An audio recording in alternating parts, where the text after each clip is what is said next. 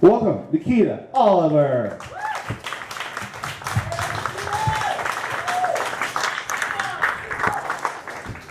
Is that about the right height for you, or? I am pretty good at it, Justin. Okay.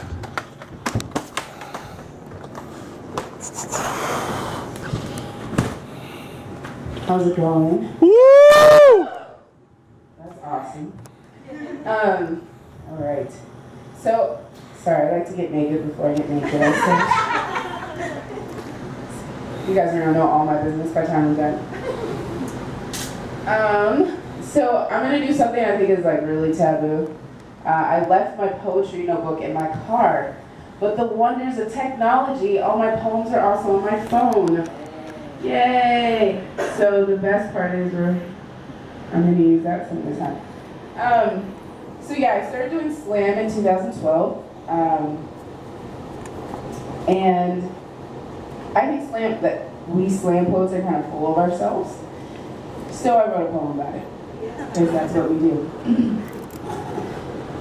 When I wrote my first poem, it sounded like Dr. Seuss was shitting out of my pen. Every line had an end rhyme, a predictable rhythmic pattern. I threw in words like shit, fuck, damn, to make it sound grown. It was a real shit show of children's literature. 2. The point is not the point is the poetry. At least that's what they say. So sometimes you write angry poems only to win with angry people, black poems to win with black people, queer poems to win with queer people, feminist poems to win with feminists. So when I wrote my first black, angry, queer, feminist poem, I threw it out. No poem will win with all people. Remember, your words are both sword and shield. Sometimes they cut, sometimes they block, but it takes a true poet to speak one word and bring peace. 3. When I got my first 5.3 in a slam, I cried. Long, hard, buried my head in the palm of my hands, and I screamed, "Slam is a scam and I fucking hate poetry." I woke up that night, in the middle of it all, my mouth full of tears and my fist full of words, a muse in my ear, and I reached for my pen. I wrote myself this very simple poem. Roses are red, violets are blue, 5.6 is just a number and they don't fucking know you. 4. When I discovered sex, I realized that I needed poetry. See, I had been taught that it's supposed to be poetic, but what I discovered was far from poetic. The first man was not who I thought he'd be. Went way too deep and left the wicked roots of a really ugly tree. I found healing in a poetry reading. When a poet said to me, "I know those shoes. They don't have to mar your feet. Come, walk with me barefoot and trembling through the wilderness. We'll find something new to be." It was poetry that showed me I'm not alone. 5, I have been dying to be accepted in this life that we call slam poetry. And while life is full of exceptions, poetry is no different. When I get lost, I go back to the basics. Dr. Seuss said, "Be who you are and say what you feel. Because those who mind don't matter, and those who matter don't mind. So when confessing your poet's heart on judgment stage, remember these commands. Thou shalt not appropriate the stories of others. Thou shalt value your own, respecting the voice of another person to speak for themselves. Thou shalt not build pedestals of words. You are no celebrity poet. You are only as special as those who are listening." Rumi said silence is the language of God. All else is a poor translation. You, poet, are a poor, overt, extreme translation of life. Do not act so holy, because life is so much more than what is holy. Thou shalt get over your haters. Because in slam, there will always be haters. Learn to love your haters. They will make you better. Thou shalt remember when people do not like you. Roma, when they try to make a website called I Hate Nikkita. That was my first slam experience, you just have to know. But Roma and I love each other now. Oh, yeah, I didn't like her at all. You a cocky motherfucker, though. I was young. When you're a cocky motherfucker and nobody likes you at the slam, take it in. Drink it deep. Let every sound, every hand in your face, every congratulations that feels more like a turn back make you stronger. Do not cry, do not wonder why, and do not beg for anyone's approval. What I want you to do is write, and write some more so that every hand in your face and every turn back makes you better. So if you do cry, if you do wonder why, if you ever do beg for Roma's approval, your own tears, your own wonder, your own words will set the stage of your value. They can learn to take you as you are or leave you as you be. At least you were true to yourself. See, poet, truth is the essence of poetry. You can die to fit in, or you can live truthfully and stand out.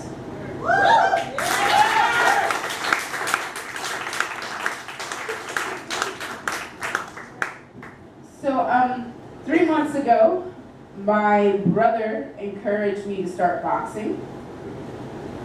I kind of also hate microphones, so I started boxing. And there is something amazing about getting hit in the face. You learn a whole lot about yourself. And so I wrote this poem.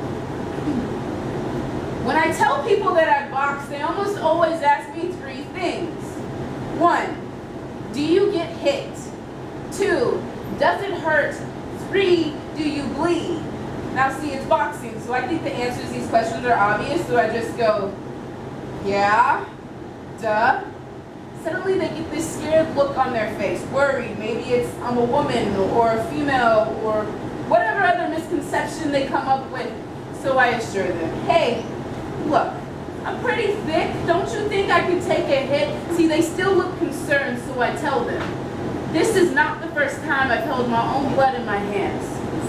Watch the red droplets pool after a string of fighting words and smash against my face. See, some combinations are harder to recover from than others, but I am learning that life and boxing are really not that much different. See, coach keeps telling me, girl, you gotta learn to keep your eyes up. But truth is, I still haven't learned how to keep this head up. So as coach cleans me up, I stare into the carnage, settled into the folds of my flesh, the looking glass of my family tree, and I wonder, is this all that I am made of? I wonder, is there not more? Show me all the rot and the rust and the mold, because Muhammad Ali said that if they can make penicillin out of moldy bread, then they sure can make something out of you. So tell me, my blood, my body, what I am made of, so I may know exactly what I can be made into. Spare me no story. Tell me every human record so I don't become a broken record repeating all the stories. Show me all the skeletons in the closet, because there are more closets in this house for me to hide my own. Tell me about my mother's father, how he liked white sheets in the dark of night, his cross set ablaze and burning in the eyes of little girls who look no different than me, how he liked his bottle empty and his woman's silence. Show me my mother's mother. Let me fill all of her empty and her silence. Show me how she built herself up a broken home around my mama. Let me see my mama. Little girl huddled in a corner beneath a roof too holy to shelter her from the downpour of belts and hands and broken bottles. Show me my father's father.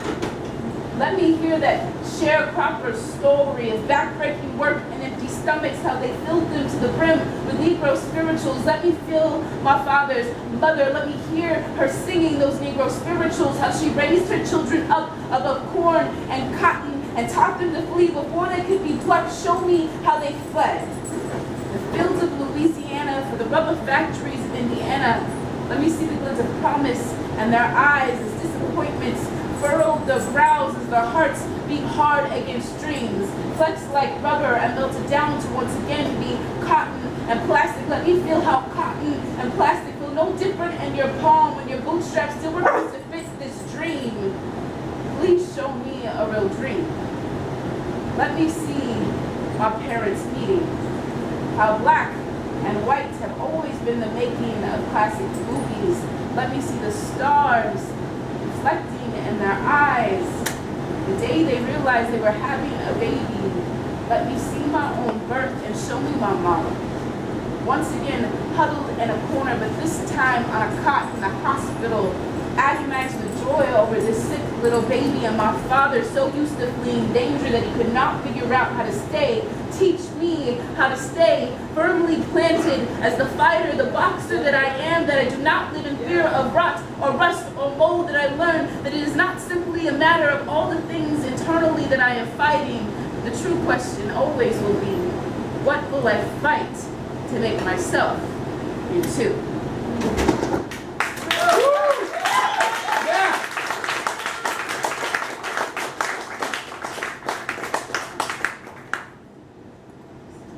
So I have a habit of writing a lot about my family, and recently my mom came to Seattle and we were like doing this show. My mom was like, oh, I've never seen you do poetry, can I come? And I was like, oh. Like, okay. So she came, she liked it, thought Rona was great. I think she wanted to replace me with another daughter. But I wrote this poem about my grandmother, and you'll hear in the next few poems that I do, I write a lot about the women in my family. I grew up in a family with almost all women, and I wrote this around the time that my grandmother passed, because I didn't get to go see her, so I knew very, I didn't get to ask her the questions that were still in my head. My grandmother used to tell me that cursing is unladylike. That with a mouth like mine, I was lucky to ever find a husband, which is funny, because I never heard her mention hers. See, my mother says that she loved this man to the day she died. See, I don't understand why. Because he left his 4 kids and his wife from another man's 4 kids and wife. The only difference between my grandmother and the other woman is none of the new wife's kids were actually his. When my grandmother died, I read in her obituary that his name was Dawn. This explains why she preferred dusk. When the sun went down, my grandmother came back to life. Most doctors would call her an insomniac, but Grandma, I understand why. Truth-telling is easier at night when no one can see you cry. When no one can ask you why you never tried to remarry, explain away your loneliness, or question your love. My grandmother's love was this endless ocean, an overflowing of masochistic forgiveness that would take another raw fist beating, another clenched jaw, another black eye, another woman. Stop crying before I give you something to cry about. Woman, hide that bruise, cover up, make up a story. People are looking at you. Woman, another night of cleaning up his vomit while he sleeps on the floor in an alcohol-induced stupor.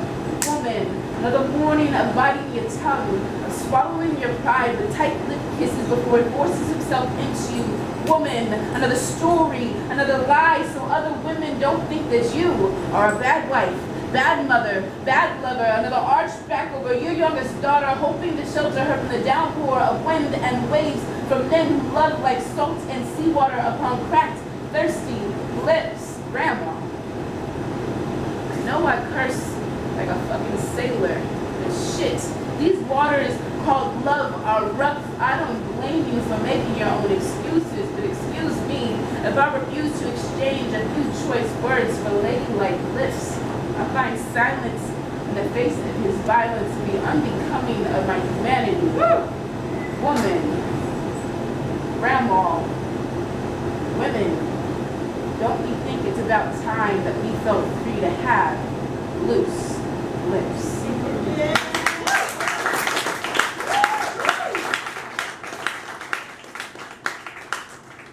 So I've been kind of heavy on you for a minute. Hey, Nikkita, you actually use the mic again. I can't hear you. I hate this thing. I'm sorry to jab off of it, but I'll use it, Roma, for you. For you, I'll use it. I'll use it. For you, Roma. So I'm going to do a piece that I now usually have done as a duet more, but Amber Flame left us and moved to another state. And it's called Earballs. I'm in a room full of men, discussing the wonders that are female anatomy, and somehow we step upon the treasure trove that is vagina dentata. And inevitably a man in the room asks, where did this myth come from?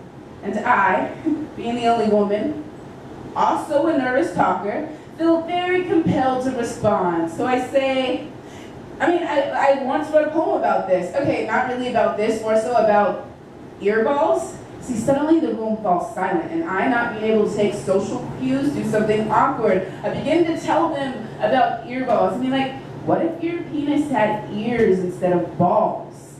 What if I stroked, caressed, fondled your earballs like real balls? I mean, like, what if a creep was a laugh, a chuckle, a giggle, a deep, past my belly, middle of my uterus, make you piss on yourself, rumble? I mean, like, what if my pussy told your penis a joke? Would you miss the point trying to catch the hard drive of your line into my flesh? I mean, like, what if my labia, wet with lip gloss, said, kiss me in French?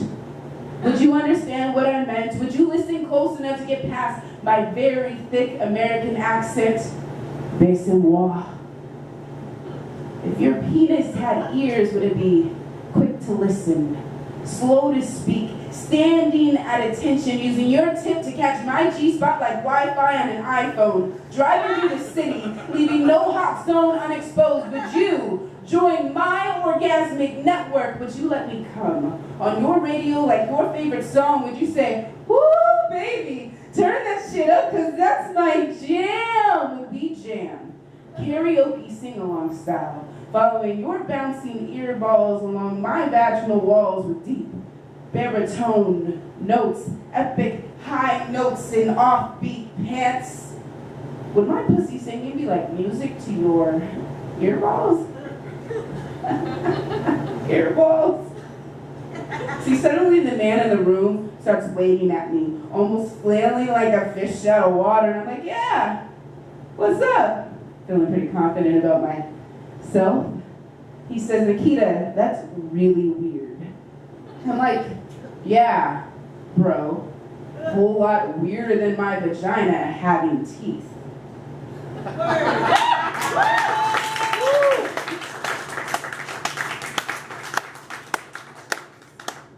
I'm gonna do 2 more poems and then a song, because I like songs.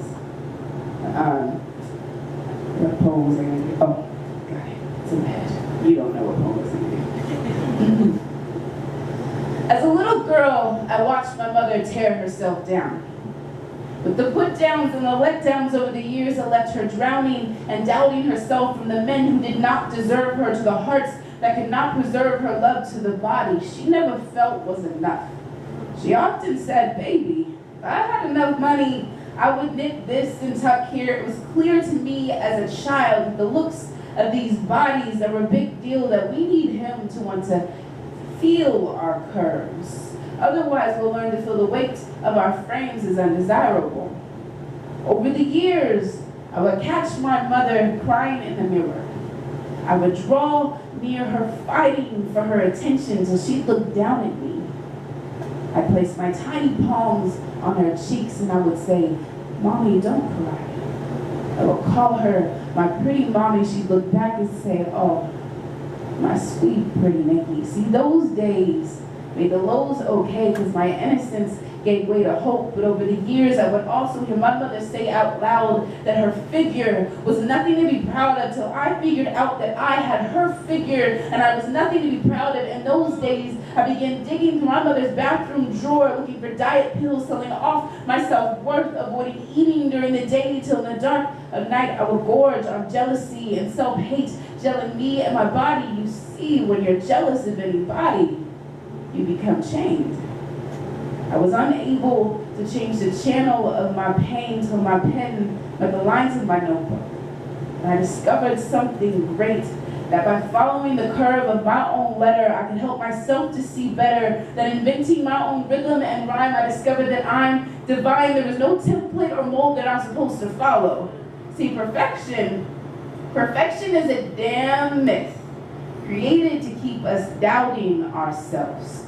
So doubt your doubt instead of yourself. Remember that life is a poem with imperfect rhyme scheme, and this is a poem for you, for me, from my mom, for every girl who ever heard, hey, you know, you'd be a whole lot prettier if you just For every person who ever stood in the mirror tugging at their skin, hoping it would come off to reveal someone different. For every person who wrapped themselves back up, you are a gift and have deprived us of you. For everyone who didn't think they made the cut to be loved.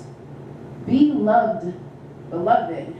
And remember that imperfect is only a word that when reorganized in our eyes actually reads, I'm perfect and you're perfect. So the next time you look in the mirror and your reflection tries to tell you, you ain't shit.